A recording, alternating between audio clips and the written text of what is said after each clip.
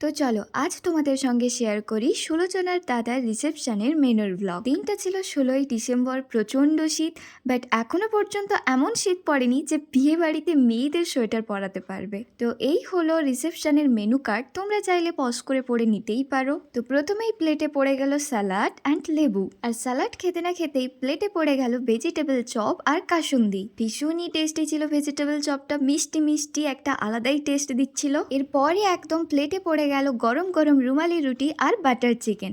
আর seriously বলতে রুমালি রুটিগুলোর size এতই বড় ছিল যে একজনের পক্ষে খাওয়া সম্ভব ছিল না, বাট এতটাই টেস্টি হয়েছিল, একটা মিষ্টি মিষ্টি এমন টেস্ট ছিল না যে আমি ভাতটা ছেড়ে ওটাকেই বেশি প্রেফার দিয়েছিলাম। আর রুমালি রুটি দিয়ে বাটার চিকেন খেতে না খেতেই আমি নিয়ে নিলাম একটু গরম গরম ভাত, ডাল আর আলু ভাজা। হ্যাঁ, তো যেহেতু মাটনটা লিস্টে আছে তো ওইটা খাওয়ার জন্য তো একটু ভাতটা নিতেই হতো। তো এত কিছুই যখন নিচ্ছি, মিক্স ভেজটা বাদ যায় কেন, তো ওটাও নিয়ে নিলাম।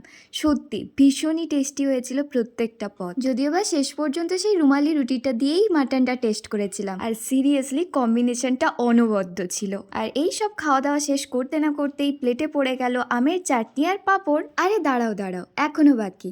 শেষে দিয়ে গেল পায়েস আর নলেন গুড়ের সন্দেশ। আর সিরিয়াসলি পায়েসটার মধ্যে ছিল কেশরের ফ্লেভার। ওহো, শেষে কাজু কুলফিটাকে কি করে ভোলা যায়।